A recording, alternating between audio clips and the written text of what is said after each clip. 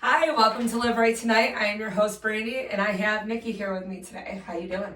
I'm good. So, Nikki, tell us a little about yourself. I'm in recovery. I'm a heroin addict.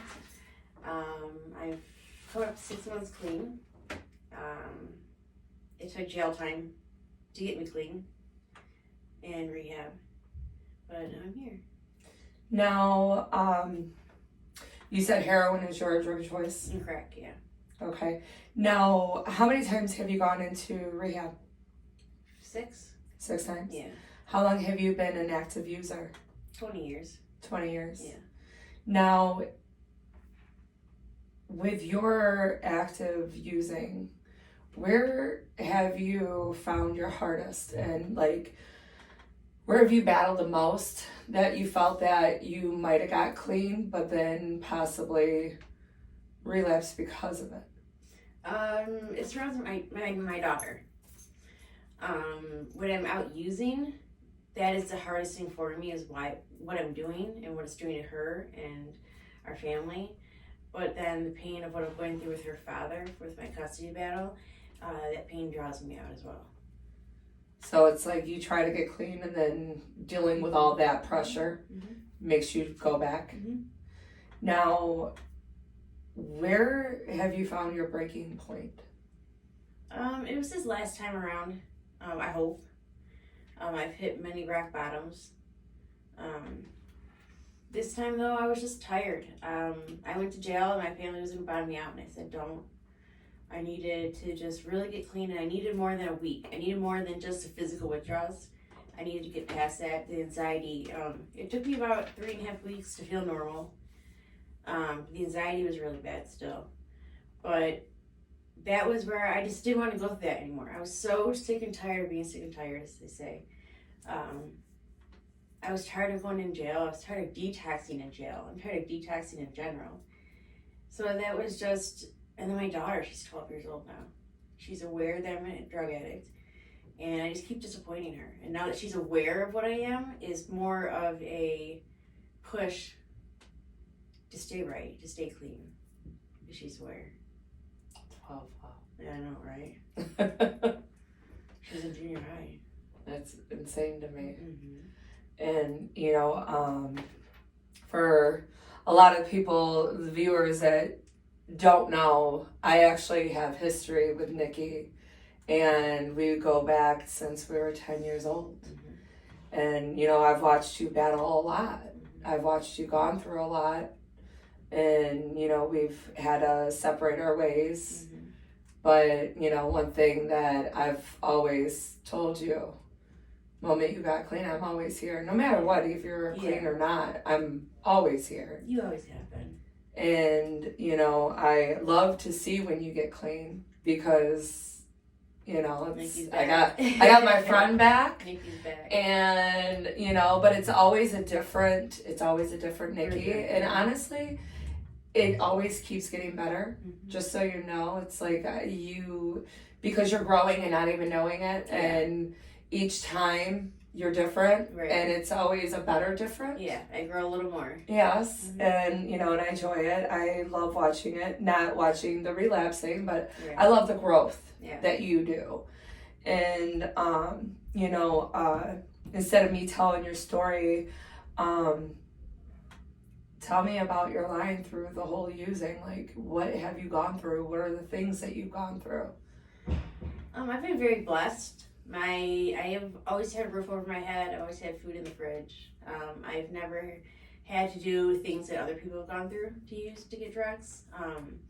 I'm blessed in regards to that, but I have robbed my grandmother. So I'm not selling my body, but I'm stealing from my grandmother. So it's not, I'm not above anyone, I'm not below anyone. I've robbed, I've cheated, I've stole. To the people that are the closest to me, my family, my friends, I stole from you. I don't know if you're aware. But, yeah. That's probably the worst of the worst, is the stealing, and then having people know that I stole from them. But when you're using, you just don't care. Right. I didn't care. As long as I got that money and I knew I was going to get my hit, I didn't care. Right. And then you get clean, and then you have to face everyone. That's hard. Yeah. Especially family. They've been through so many relapses with me and so many jail and rehab times, and they're just tired. And it's embarrassing. Like, why can't I just get it? I'm 41 years old. When am I going to get it?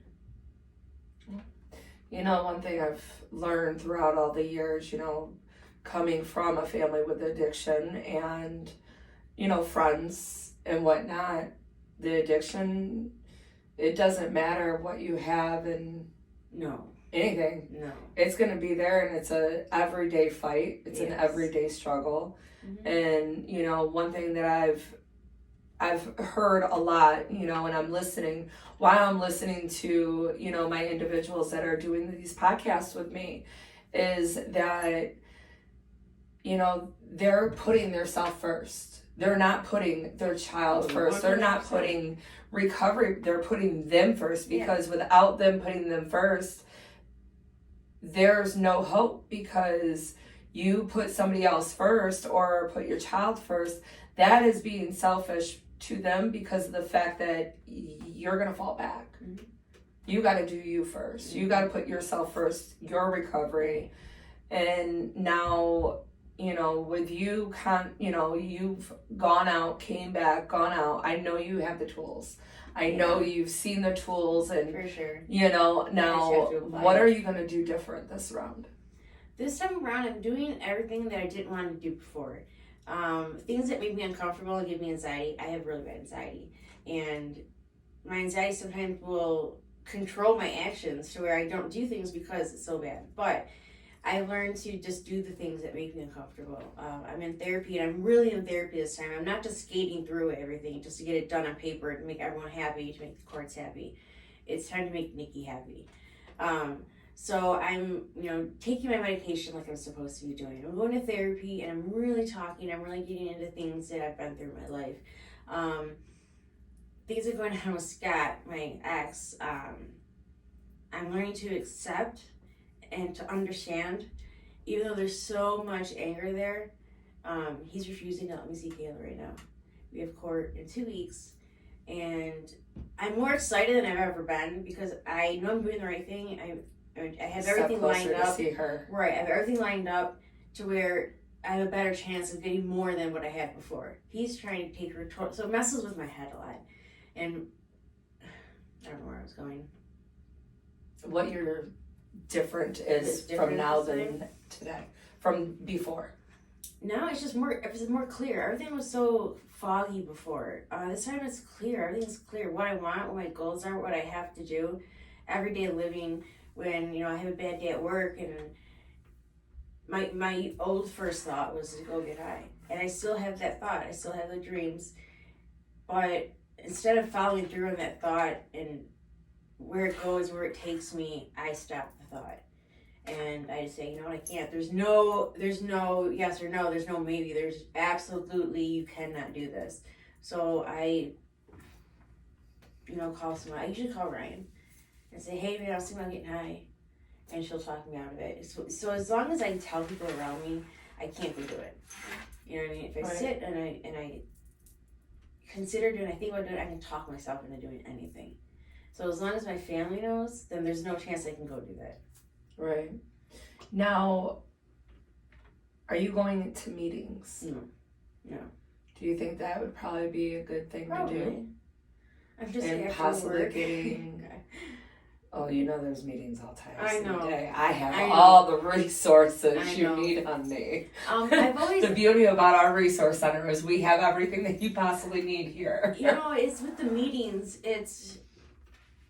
I've been to I've been to a lot of meetings. I've been to 3/4 houses, and the meetings aren't really meetings there. The ones I've gone to, it's more of like a high school thing. It's more of people hooking up with people doing drugs. It's not real, and I wanted the real. So I was disappointed. So I didn't take it serious. But I never tried to find other meetings in other counties to go to, and I kind of just like, it's not my thing. But yeah, I definitely have a calling to go do it. I definitely have the urge to go do it. I work and I go home and I sleep. I work and I go home and I sleep. Yeah. Well, you know, one thing that I can honestly tell with you is you did that in active addiction as well. You'd go home, you'd sleep, you go to work, you get your fix, you go home, you sleep, and you did a repeat. Right. Now, you know, one thing that I've been learning through talking with people is, you know, what I loved hearing that you're doing things that make you uncomfortable. Yeah. Because you have to. Yeah. You have to. Mm-hmm. And there's always time for a meeting and getting a sponsor. Yeah. Doing something a little bit more than what, you know, looking for those meetings, different meetings, that, you know, and that's the beauty about, you know, this, you know, being the recovery, the meetings, all of them, is that they're everywhere. Yeah. So there's not just one. Right. There's multiple. Right. So if you go into one and find it what you say it is, you know, then guess what? Pick out a next one. Yeah. Find one that's going to suit you, you know, and because the only hope for me, for you, is that this will be your next round. Yeah. And, you know, and getting your daughter back and getting more time with her. Yeah. Because I know that you've lost a lot of time with her. Definitely. And, you know. It's heartbreaking. Like, you know, but one thing you have to realize as well, coming from on my end of a mother that was an active user. Yeah. Her not being an active user right now. Right. I have that moment. Yeah. Granted, I'm 41 years old, but there's always that time. Right. This is what I tell myself. But you got to make sure that you're going to be around to give her that time. Life. Like, Scott, myself, took away that time with her when she was, you know, 1 to 10. I missed a lot of things, but I think now, like, I have the rest of her life to be the mom that she needs, to be the good person that she needs, you know, someone to look up to. So to say, you know what, look what my mom's been through, and look how strong she is. You know, that's what I need. Yeah. Definitely. But you know you have to go through all these things in order to be that mom. Absolutely, the steps. Yes. And I have a peer coach, and I really enjoy it. I really enjoy talking now. Before, I never would open up. It was always like, you know, like I said, skated through everything. Now I really talk and I really open up, so I'm definitely open to meetings, the ones that I like. You know, they said do virtual, but I don't think virtual is for you. Yeah, because you don't connect with people through it. You know what I mean? You're not in there. You're not. I don't know. I just don't. I understand what you're talking about. I'm more of a, you know, granted, yes, I'm a visual learner, but not even just in visual. Like, I need to see you. I need to see your reaction, right? Your pain, the smile on your face when you're talking about something great. I need to see that personally, right? Like where you and I are right now. Yeah, for sure. You know, and I totally understand that. Yeah. And but I know that you were kind of uncomfortable coming out and wanting to do all this. Mm-hmm. Definitely. And I'm happy that you did, because you did something that you were uncomfortable about. But like I was telling you earlier, you know, you never know what your story can do for somebody else. Yeah. And, you know, and that's why I do what I do, because I want people to see that this is possible. It is a struggle. Mm-hmm. People struggle all the time, multiple times. Yeah. Numerous times. Yeah. But the whole point is you keep coming back. You keep trying to get clean. I'm never going to give up. And that's good. Don't. Yeah. You know, shit happens. I understand that.